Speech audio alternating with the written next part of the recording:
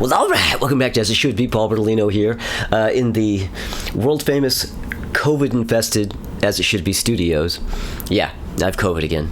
You probably can hear I sound like I have a cold. Yeah, because I have cold symptoms and, a little bit of fever and all that kind of stuff. But, it's okay. It's not that bad. Tylenol is my friend. It's you take some Tylenol and not so bad. So here I am to make a Kiss video. I haven't really been doing many Monday videos lately. I'm sorry about this. I've been really bad about it, and particularly bad and lazy, and there's a whole number of words that you could use to describe my lack of Monday videos lately. But it's been a lot of stuff going on, things that, whatever. But right now that I have COVID, now for some reason I can find a moment to make a video. Well, I mean, obviously because I'm lying about here, not feeling well, but also the biggest thing is that today, Monday, September 18th, is the 45th, I don't know, my math isn't good, 45th, I think, anniversary of the day the Kiss solo albums were released. Yeah, they were released on September 18th, 1978. And I wanted to do a video. I actually had this idea a few weeks back. One of the weeks when I didn't do a Monday video, I thought that week, oh, you know what? I'm going to rank all of the Kiss 78 solo album songs, all 39 of them. And then I went, oh, wait a minute, it's August. Boom, boom, boom, and I thought about it, and I thought, oh, September 18th, so yeah. So now I'm doing it. And anyway, so so that is basically that. I'm going to rank all 39 of the songs from all 4 albums. And it's a lot of songs, so I'm not going to spend a lot of time on each song. I'm going to kind of work through the list, at a fairly good pace. Before I start, I mean, I bought those records at the time. Take 2. Yeah, I actually got those records, well, not all at the same time, but I got them all then, when they were current. I got Gene's first, then got Ace's. I must have gotten Gene's in September 78, because I know that was first, and I know Ace was second, and I know that I got Ace's in October 78. For some reason, that really rings a bell. So I must have gotten those both pretty early. Paul Stanley and Peter Criss I probably got early 79, but still before Dynasty came out. Anyway, so why don't I just get right on this? I'm talking about not wanting to make this video too long with all the songs, and here I am babbling, because, all you Kiss geeks, you want to hear all the Kiss stuff. Oh, dude, when you were 8, what was it like? Yeah, all that kind of stuff. Oh, yeah, I liked that album too. Whatever. Let's get on with it. All right, so, coming in at number 39, share hair flip, coming in at number 39, now, this song, come on, what's at the bottom of the list, not everybody will put this at the bottom of the list, but 99.9% of us would. Let's all say it together, from the Gene Simmons album, When You Wish Upon a Star. Yeah. Of course. Yeah, I know why that song's so special for him, why he recorded it. I know. That doesn't make it pleasurable to listen to. It makes it something for him in his little demon heart there, but I get that. But for me, I mean, even when I was 8, I was listening to that going, I thought I was being punked. I was like, is he joking? I don't understand this. Yeah. Because it's like, it isn't even, not only is it a cheesy cover, but like he sounds bad on it. It's like it isn't well executed. He sings the song badly. Anyway, number 38. This is also going to be near the bottom of most lists too. From the Peter album, yes, surprise, I'm going to have Peter stuff toward the bottom. Tossin' and Turnin'. Yeah, Tossin' and Turnin'. The one song, when they did the Dynasty tour, they went out and they got to do a song from the solo albums, and this is a song they did from Peter's album. Worst song on the album by far. And there are a few songs on this album I don't like. A lot that I do, but Tossin' and Turnin' is by far my least favorite on this album. Okay, so number 37. Yeah, the big hit single. Okay, the not so hit shitty single from the Paul Stanley album, Hold Me, Touch Me. Yeah. Again, so far I know I'm not, these aren't any hot takes so far. I'm sure I have the room with most of you, right? Most of you guys are on this. Yeah, Hold Me, Touch Me. I actually kind of liked that song all right back then. But Man, I can't do it now, guys. I cannot. Number 36 from the Peter album, Hooked on Rock and Roll. Yeah, Hooked on Rock and Roll. It's just so hokey. It's just like this. It's kind of rocky, rolly, kind of old timey, cheesy. It sounds like somebody who doesn't know how to rock, trying to rock. Yeah. And singing about being hooked on rock and roll. Well, all right. Well, number 35 is Rock Me Baby, also from the Peter album. Now, see, that's the thing about this Peter album. A lot of Kiss fans don't like it because it isn't rock, right? But really, the shittiest songs on this album are the ones where he attempts to rock. Yeah, I mean, most of his ballads on this album completely destroy his attempts to rock, and most of the upbeat songs, basically. Yeah, I mean, Rock Me Baby isn't as bad as Hooked on Rock and Roll, obviously, as you can see by my ranking here, but yeah. All right, number 34. Now, here's where things are going to get a little controversial. I'm in the minority here. Not many people are going to have this low, I don't think. But, man, 34 from the Ace album. Yes. Fractured Mirror. Yeah, you know what, man? I am not on board with Fractured Mirror.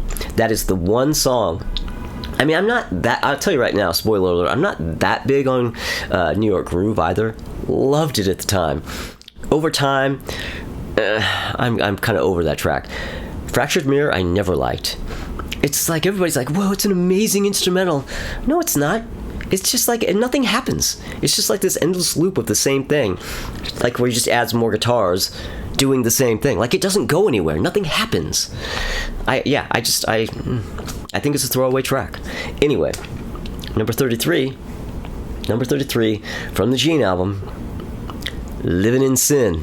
Yeah, Living in Sin at the Holiday Inn. I really loved that track when I was a kid. And I used to play the part where Cher calls him on the phone. I used to play that over and over and over again and crank it up really loud. And, trying to hear their speaking voices and everything. Like, there was so much mystique around Kiss that even just hearing his and Cher's speaking voice on the record was like, ooh, like this crazy sort of behind-the-scenes kind of thing to me when I was a kid. But in the end, it's a lame song. Okay, speaking of lame songs, this is a song, number 32, that was lame on a Kiss album, and now it's lame on a Gene solo album, See You in Your Dreams. Yeah, the only track I don't like on Rock and Roll Over, Gene obviously didn't like it much. He tried to redo it on his solo album, and well, nice try, Gene, but honestly, I think I like the Rock and Roll Over version better. Alright. Where are we now? Okay, we are at number 31. Number 31. And number 31 is also, now this is going to be a very controversial pick. Me having this low.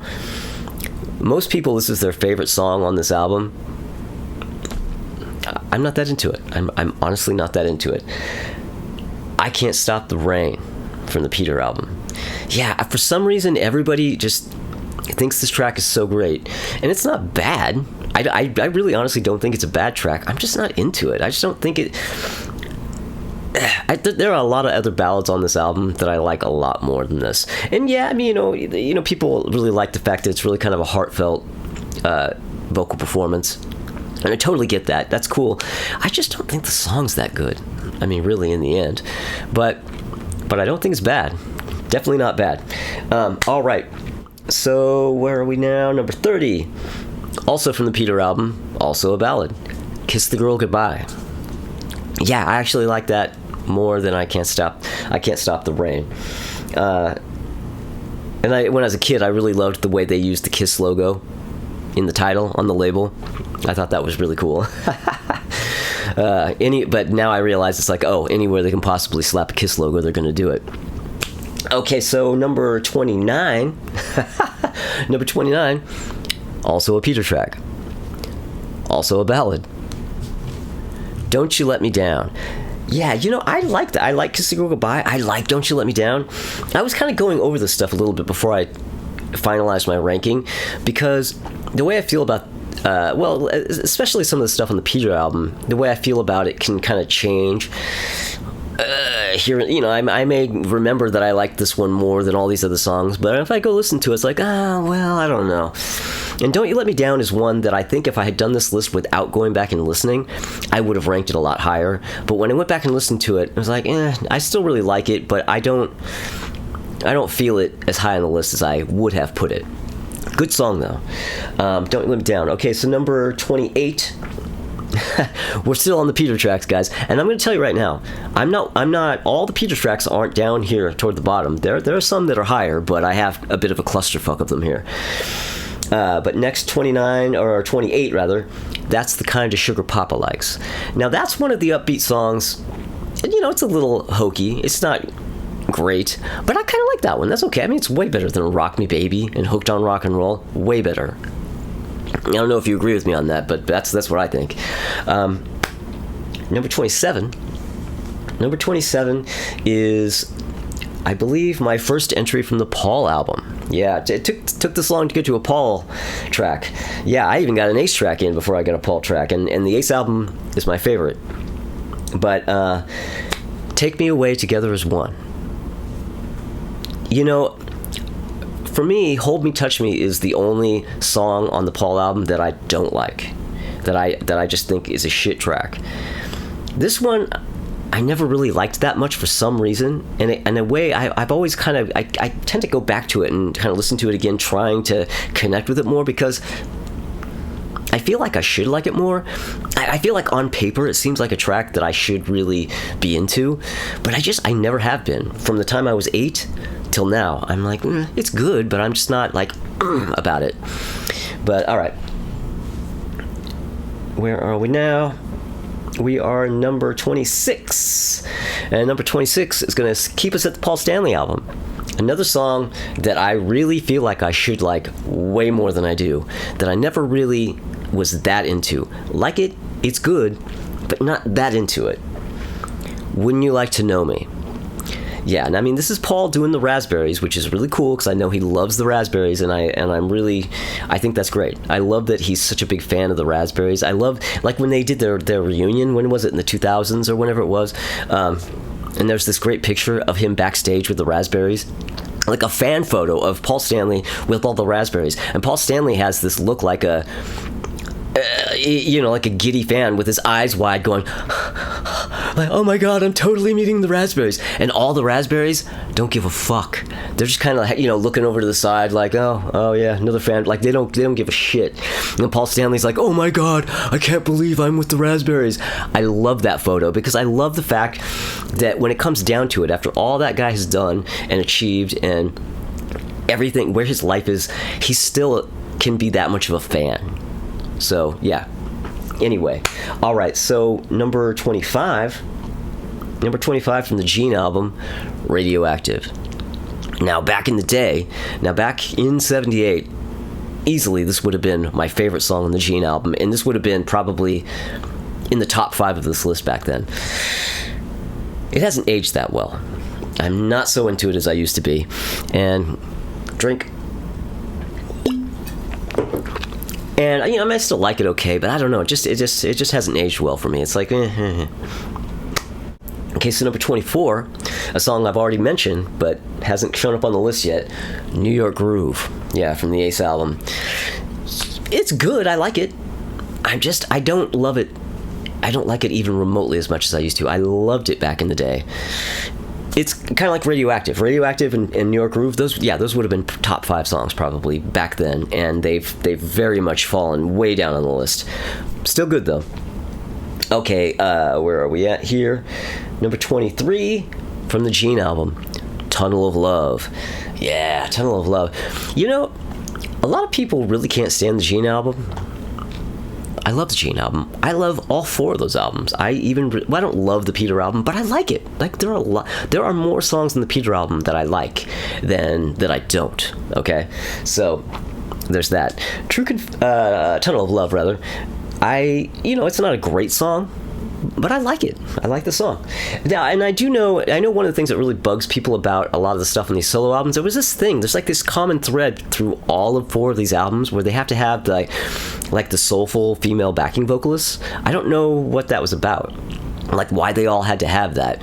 I mean, was that like a flavor of the month thing? Because I feel like you hear it like all over all 4 of those albums, like Cowbell on Motley Crue, Too Fast for Love, but I don't feel like I was hearing it on every other album that came out in late 1978. So I don't know. Maybe that was like their little sly way to kind of put a common thread throughout all 4 of the albums. I don't know. Anyway, Tunnel of Love.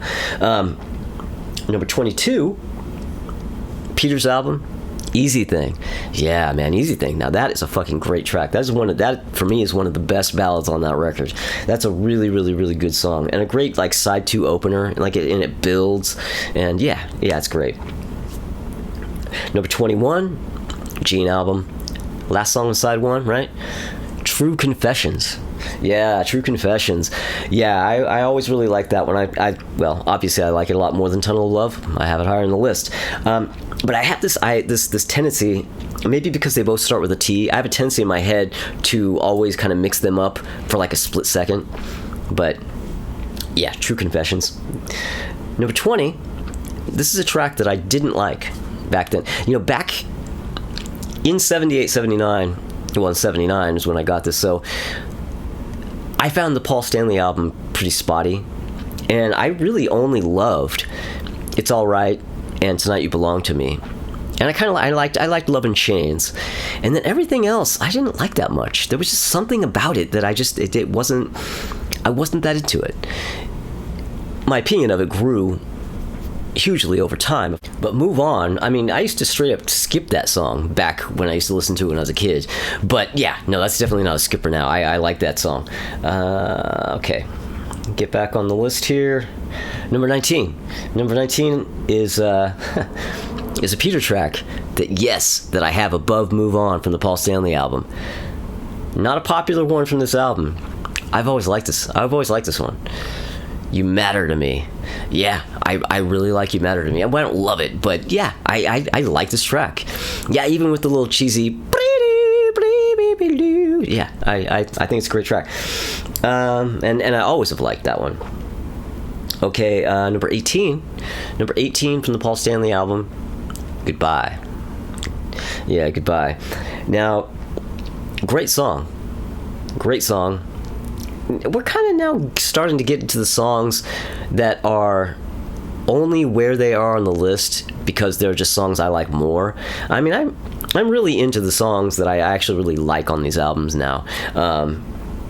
Yeah, and so yeah, Goodbye's a great track. There are just a number of songs on these albums that I just like more.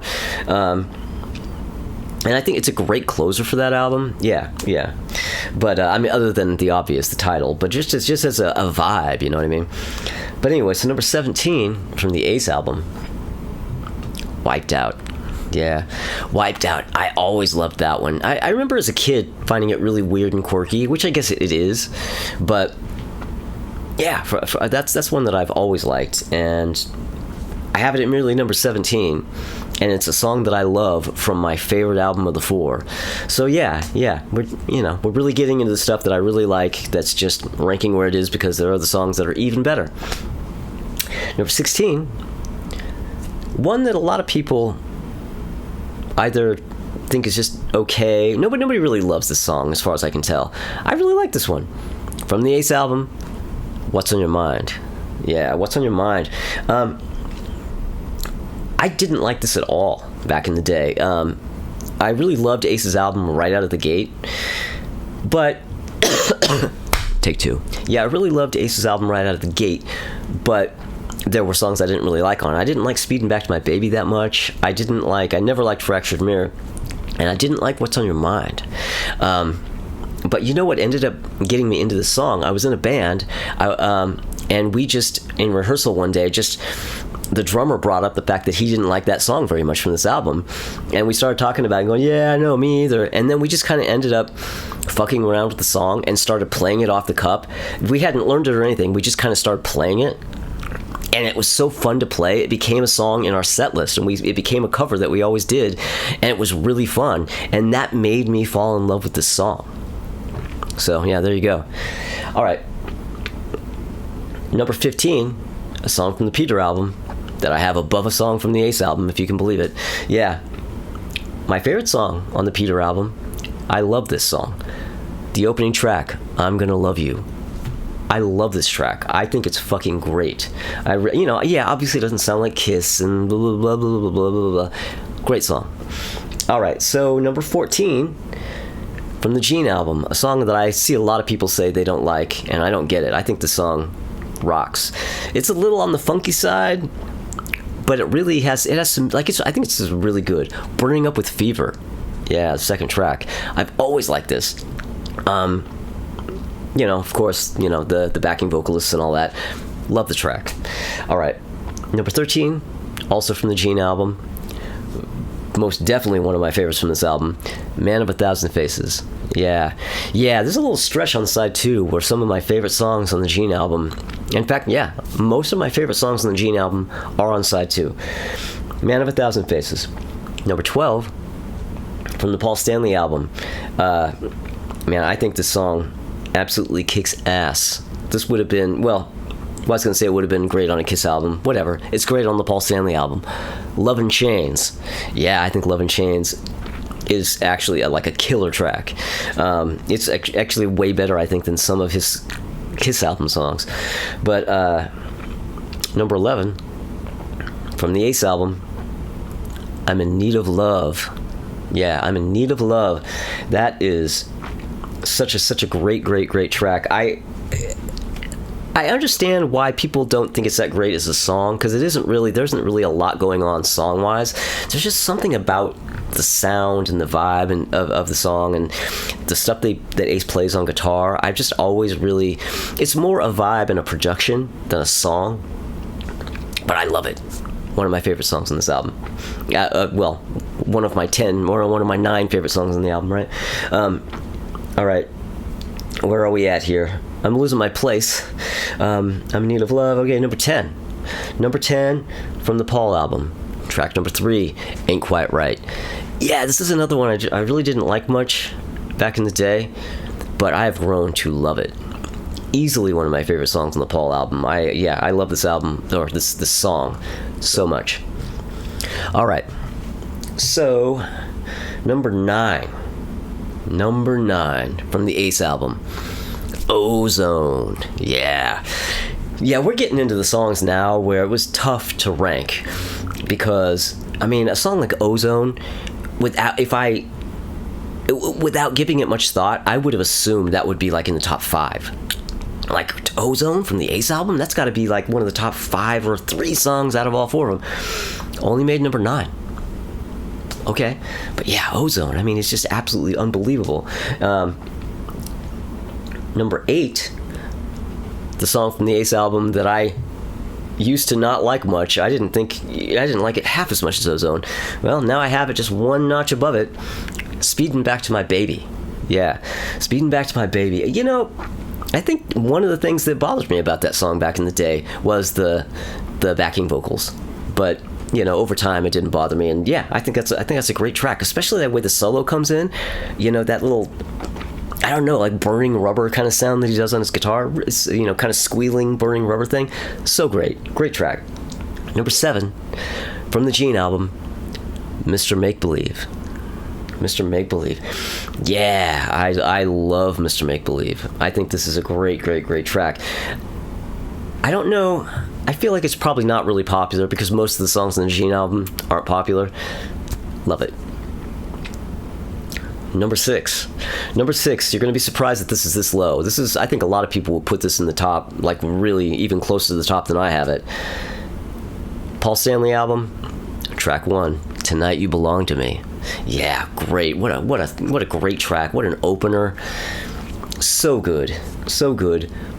But there are 5 songs that I like even more. Okay.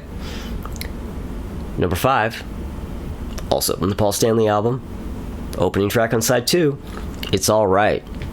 Yeah, It's All Right. Yeah, it's a little tough sometimes to decide which one I like better out of those two.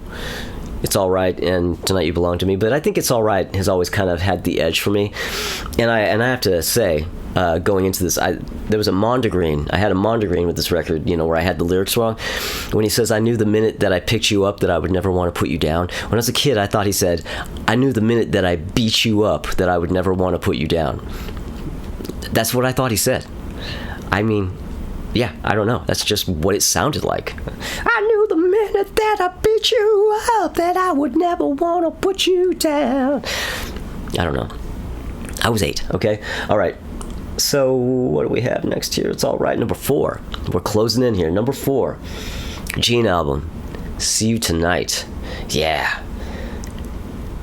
I mean, easily one of my favorite songs out of all 4 of these albums. I mean, to the point where I have it above a good number of the Ace songs. Yeah, See You Tonight has always been, great Beatle-esque track. I would really love it if Gene had done a whole album in that style. If his whole 78 solo album was him kind of basically trying to make a Beatles album, I'd be there for it.